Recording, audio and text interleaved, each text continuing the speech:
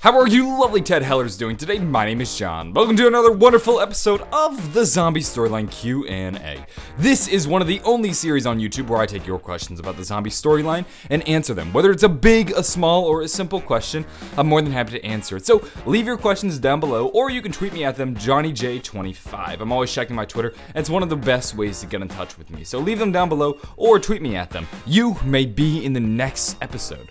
Without further ado though, let's begin. We're gonna kick things off with a question from Minecraft Nerd 23 who asks, "Hey John, how did Oz even get affected?" So I'm assuming you meant to write infected, and to answer this question, what we need to do is go to the very beginning of the Exo-Zombie storyline. I'm talking Riot. So we have this prison right here, and Atlas drops the Manticore bomb. Now we're pretty sure Oz was at this prison, which means the bomb affected him. Now, one thing you need to remember about Oz is that Oz has some fairly special DNA. Take a listen to this quote from the Matt Carrier spoken by Lennox. If our hunch is correct, each of you has a genetic mutation that prevents a permanent transformation. So after Atlas drops the bomb and they sort of clean up the aftermath, what they realize is that Oz has survived. And because Oz was a Sentinel employee, he should have died from the bomb. But what actually happened was he was zombified.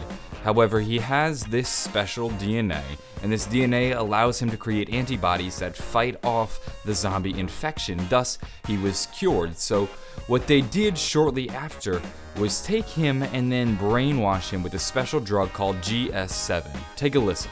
What you all have to understand is Oz doesn't remember anything from before. He doesn't know who or what he is. Atlas brainwashed him and turned him loose in Khan's facility. So that's pretty much how Oz got into the hands of Atlas. He was a Sentinel employee.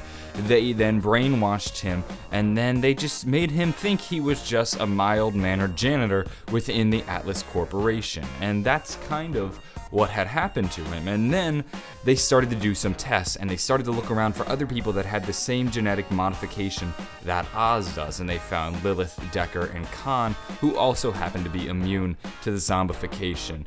And once they had sort of found a couple people who had the immunity, they then did some kind of modification to Oz. We don't exactly know what they did, but they turned him into a zombie that they are then able to cure and control on command. So they turned him into a zombie, set him loose in the Outbreak facility that Khan was running, as mentioned by Lennox, and then what they must have done was turn him back into normal, and then he sort of met up with the rest of the gang and started to fight the apocalypse. Now, they did something to him. We don't know what, because he was eventually able to turn into that ginormous zombie. Now, maybe that's just a side effect of having that genetic mutation, or maybe they actually did do something different to him, and that's where we just kind of have to speculate, but it's hard to say for sure. But that's basically it.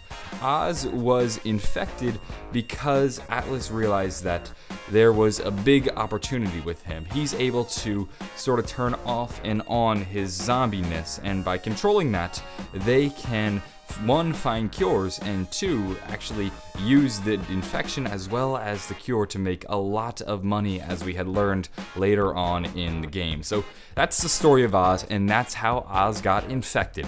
If you guys enjoyed the video, maybe give it a like, possibly subscribe. I upload multiple episodes of the Zombie Storyline Q&A every week, and if you enjoyed this one, I'm sure you'll love the next one. If you want, you can leave your questions down below, or you can tweet me with them at JohnnyJ25. I'm always checking my Twitter, and like I said, it's one of the best ways to get in touch with me. I'm gonna go though, have a wonderful day, and bye.